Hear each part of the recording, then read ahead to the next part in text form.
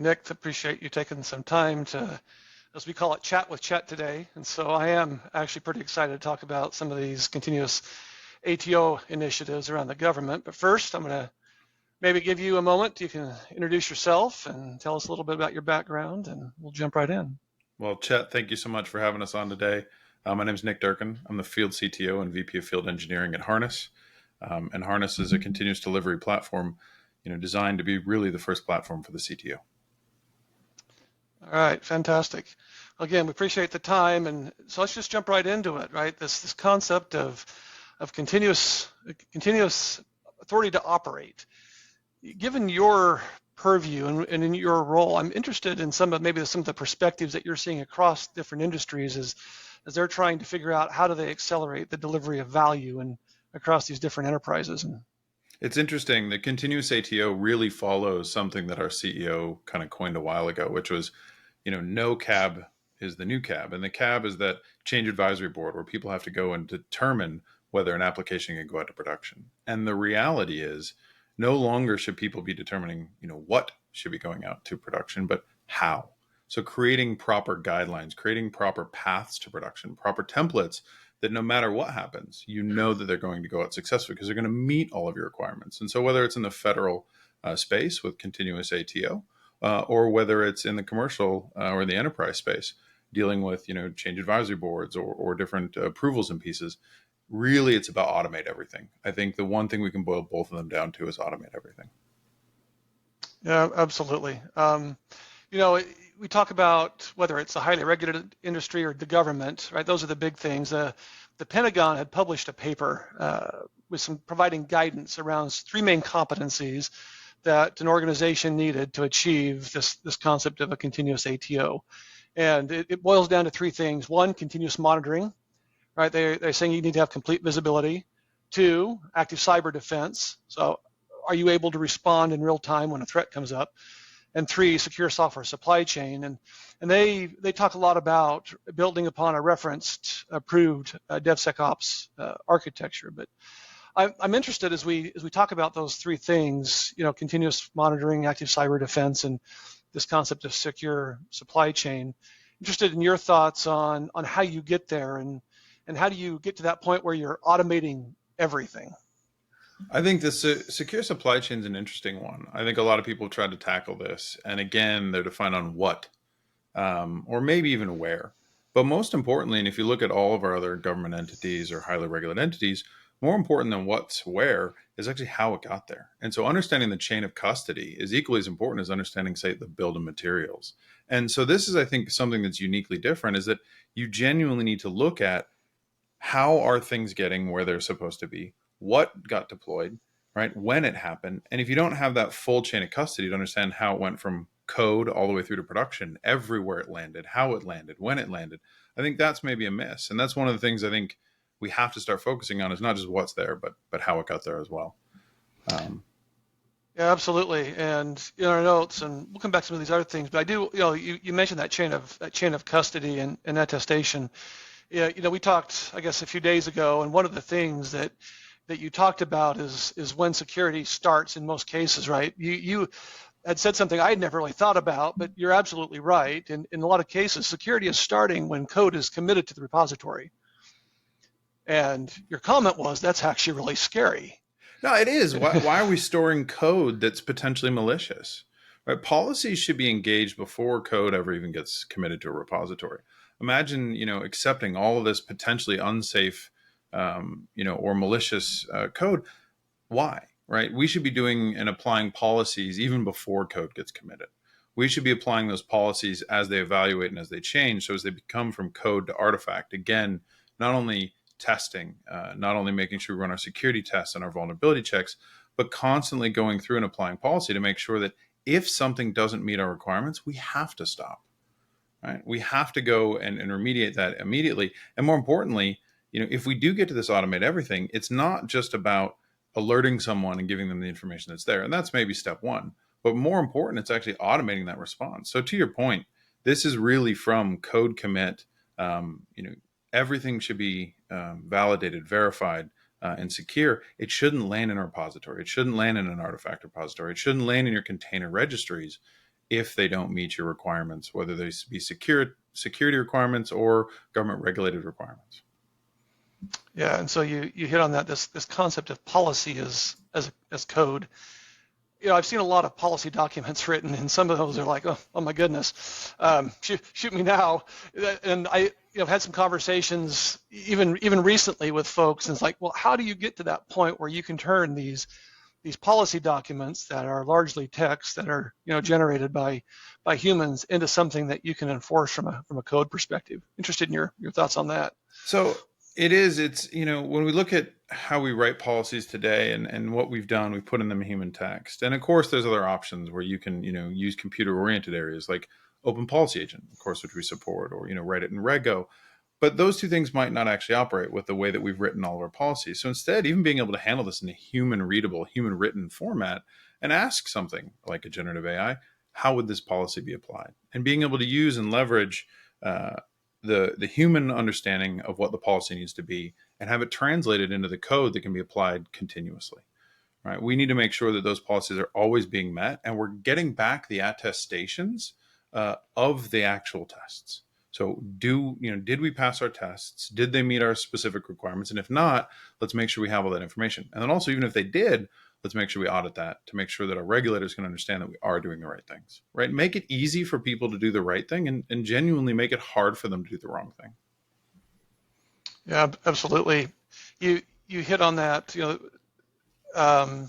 this concept of attestation, and back to your earlier comments around the cab, right? There's a lot of people that are involved in saying, oh, yeah, verily, this is good. We've blessed it, and that means it should move forward. But I'm interested in your thoughts on this concept of how do we feed the need for this concept of human attribution, but at the same time, how do we get humans out of the loop in this to accelerate value? It's interesting. Yeah, it's interesting, both in the federal space and in the enterprise space.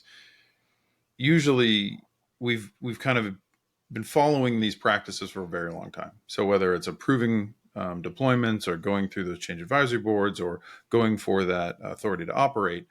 And what commonly happens in the question that comes up is, how do I actually make this automated? How do I really get this to the point where I don't have humans involved? And honestly, velocity is usually what does that. As soon as you go from, great, we're going to ask for that ATO or that cab once a week, now it's once a day, now it becomes multiple times a day or even multiple times an hour. Now it becomes impossible. Right? Impossible to do the research, impossible to actually go look at it, objectively. And that's when usually people start realizing that instead of putting, a human click button to go do this, is instead have those same individuals who are those extremely intelligent individuals that know what should go to production, have them write it as policy. Everything that sits in their head should be a policy. So maybe it's that you have to have, certain scans, whether it be code scans, container scans, or SAST, DAST, IAST, what have you. From that, maybe the result sets, we have to make sure we have X amount of criticals or highs, or do not have those per se. Maybe we have to have certain resiliency testing. So a lot of the things that go out into the field, we need to make sure that they'll be able to handle those failure strategies and be able to handle those, if you will, chaos. And so how do we plan around that? And again, make sure all of those are through the process as written policy. Now, no matter what happens, right, an artifact can't make its way into production. And this matters for, highly governed enterprises, but really, that's financial data, health information, right? Where it matters is now you have warfighters, right? Now, when you get into the, it becomes an entirely different problem that we genuinely have to do everything we need before it gets to production. And that should be policy driven.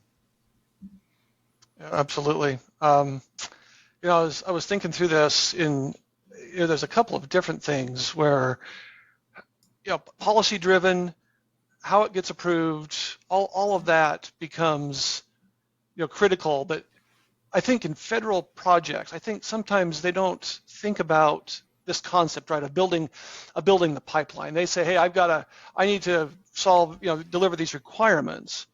I think organizations need to think about what that pipeline looks like and how to build that. And that's actually, I'll call it a first order activity, not sort of after the fact.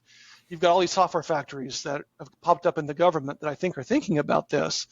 But what would be your advice for these projects that aren't necessarily coming out of a factory that want to do this? And how should they be thinking about this concept of the pipeline and building these types of things and to be successful? Sure. I think most folks start building their pipelines with what they have today, and it's usually their CI tool and a whole bunch of open source offerings. And that helps cure that velocity piece. So I want to go faster. What's more important, at least in my opinion, is that we govern it. It's regulated. We make sure it's audited, it's compliant, it's secure. And if those are afterthoughts, it becomes a very large challenge, right? You've now increased the velocity, but to what avail if it doesn't actually meet our requirements? And so I think it's actually, we'll go back to an old adage is, start with the end in mind. And if we don't place those governance, those policies, that security, the auditability in place now, we'll struggle. And even if a company is solved for, or a federal agency is solved for velocity and governance, traditionally the next thing we see is quality, because now we've created those pipelines, we've made sure people can deploy as fast and often as they want, but now we're deploying so often we don't know what's breaking what, how it's breaking what, where it's breaking what. And if we haven't automated everything, truly automated everything, not just the rollout, but more importantly, even the rollback, making sure we can get back to where we were before we started. Now, again, we've got human intervention. We've got potentials for failure where truly this should be an automated system. If it doesn't meet our requirements, if it doesn't meet our standards, get it back to where it was before it started. And I think if we think about it with that end in mind, that's how we actually make it successful. Now, when we're designing not just the what tools we're using or where it's being deployed, but how it's going to get to production long term, that's when you truly succeed. Yeah, so I'm gonna put my hat on from a different hat and say, hey, I'm either a federal integrator or program manager. I'm doing something for the DoD, and I've got this thing called RMF, right, Risk Management Framework. And there's in the NIST framework, there's 6 different steps. And I think a lot of people believe these are very manual, at least some of them, right? If we think about how we categorize the system, how we select the controls, I think that's step 2, implement the controls in 3, the assess in 4, authorization in 5, and monitoring in step 6. What are your thoughts around, how much of that really can be automated, and how should from your experience, how should organizations, whether it be the government or even these or integrators, think about how this can be automated? I think the back half of that entirely has to be automated. So getting from the point where we've designed, we've created the controls in place, well, that's really in what should be our templates, and that should be our policy, our governance as code, right? Policy as code. And so that can be crafted and created to make sure we meet the standards. After that, the deployments, the monitoring, the aspects in that area honestly should be entirely automated, right? We should be planning not just for success, but also for failure, and know what, how, where, when.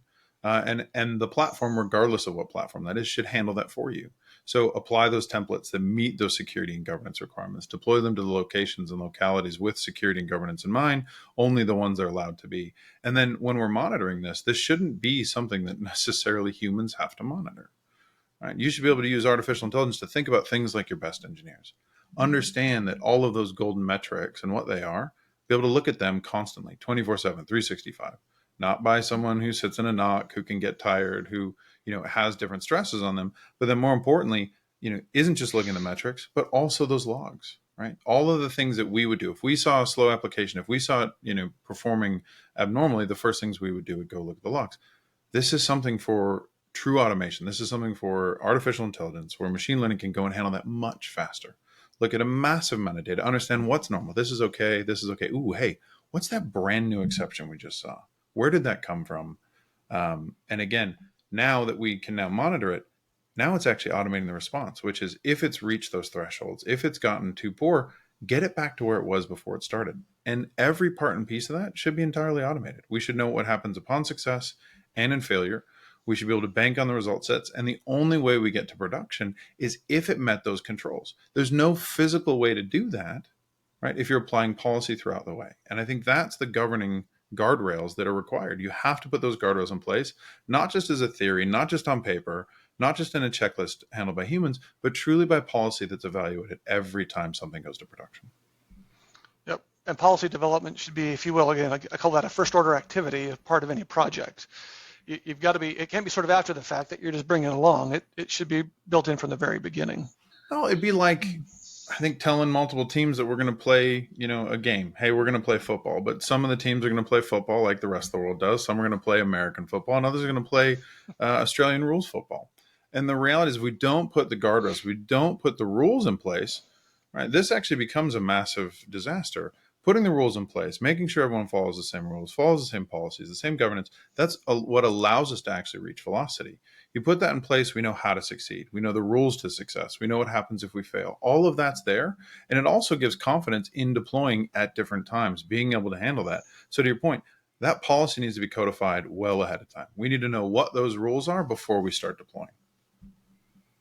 Yeah. So let's shift gears. You alluded on it earlier, but I'm curious, this whole thing of SBOM, right? We've seen lots of things come out. The presidential mandate, there's talks about SBOM. We're seeing CISA talk about SBOM, and we're seeing, I would say, a mixed reaction in the industry. We've seen some software vendors push back and say, this is crazy, we can't do this. So I'm interested in your thoughts as we think about how SBOM comes into this picture of trying to get to a continuous ATO, and maybe some best practice or thoughts on what people should be thinking about related to that. Yeah, I think when you look at software building materials, you think of SALSA. I think these are the things that people are trying to struggle with and trying to figure out how we achieve them. I think, like everything, knowing what, like I said previously, that's important, right? What artifact is there? Where is it? But I actually want to know how it got there. Right? This is so important to a lot of what we do today, and we talk about chain of custody throughout a lot of this. Understanding what code was written, how it got implemented, what tests were passed. Right? It might have been fine when it actually went through the pipelines because at the time there was no vulnerability. Now there's a new one. So understanding all of those things that went through to make sure we never took any of those shortcuts. That when we were making the decision to put that where it needed to be, it was in good light with the appropriate tests, with the appropriate measures to show. But now understanding with that chain of custody, I know exactly where it came from, which, who committed the code, what systems it was deployed to, what environments it went through, what tests it ran, and all the attestations that come with it to prove that we did our due diligence. Things do change over time, and we get new 0 days, and we have to handle them. Now, not only understanding where those vulnerabilities lie, but how they got there, and then now how to remediate them. I know every pipeline that's executed that actually put that artifact in place. Now I also know I need to rerun every single one of those. And without understanding that chain of custody, I think a lot of things fall short. So I think SBOM's the first, in its measure, but I genuinely think if you look at the way we handle all other regulated environments, I think chain of custody will be on its way as well. Yeah, fantastic. I agree with that. It's just a matter of time before that starts showing up. We've talked about a lot of different things. I've gone through my notes of topics I wanted to touch on, and I think I've hit all those. So what haven't we talked about that we should be thinking about as it relates to continuous ATO, especially in these like government agencies? I think with continuous ATO, there's going to have to be somewhat of a mind shift, and we've seen it in the enterprise space, which is we have to get into the mind shift that we can automate everything. If we're going to keep up with the velocity of our competition, and our competition in the enterprise is other businesses, our competition in the Department of Justice is slightly different, right? And so if we're going to do that and we're going to keep up with that velocity while maintaining security, while maintaining governance, I think that's important to actually start thinking about and looking at how we can truly automate that. Not as taking and removing away from someone's job, but really removing the worst part of someone's job. I think the way that you adopt this appropriately across any organization, if we go ahead and find the worst part of all of our engineers' jobs and we remove that from them, it allows them to do then more of what they're best at. And if you want to adopt anything, I've found, sticks are great. You can beat people into submission all you want, but a carrot's much easier. And that carrot, traditionally what we've seen is removing that worst part of the job. No one goes, ooh, hold on. You can remove that worst part of my job. Nope, I don't want that. It's not going to cost me anything. It's going to make my life easier. Nope, don't need that. Don't want it. And I think that's where you can start garnering adoption across the entire organization, regardless of whether it's in the federal space or in the enterprise space. Absolutely, and that worst part of the job I think is a key aspect of this, and then we go from. In addition to that, we go from people just looking at a bunch of checklists that are in spreadsheets saying, oh, all the checks are here, so this must be fine, to actual verification and proof that, hey, this actually is doing what it's saying it's supposed to be doing, and getting to a point where we can actually, I think, have a a higher level of trust when something moves into production. I think that's a key word, Chet. I think trust is extremely important. And that's probably one I should have covered too when we talk about adopting any type of this automation, is that you have to trust it. And you have to be able to give that crawl, walk, run. So at first, maybe we are calling our best and brightest when things go wrong. Right? But as we see the automation, as we see the recommendations that it made and what it would have taken, now we start applying those, right? And now we see that time over time over time, we see that success. Well, now what do? Right? Now we start believing it, we start trusting it, we start, leveraging it to actually start automating that action. And I think that's the approach that allows people to succeed, is give them a way to crawl, give them a way to walk, give them a way to run. And you can allow teams to do that over time.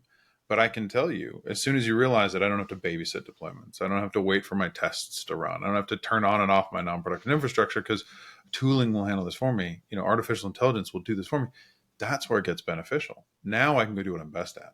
I can actually go create things that are genuinely going to change, people's lives. I totally agree. Any parting comments? Any last thoughts? Chad, I just think it's amazing working with Vertosoft. You guys have always been an absolute phenomenal partner, and I really appreciate the opportunity to come on and join your show. If ever given the opportunity again, I would love to do it. You let me know. I'll be back. All right. Well, I appreciate you taking the time. It's been great. I love the conversation. Something I'm looking forward. I think we're going to see more and more of this as we continue to go and work with the federal government. So if anybody listening on this has heard anything that's interesting, please feel free to give us a call, and we'd love to chat with you how Vertosoft and Harness can help you with your continuous authorization to operate. Until the next chat with Chet.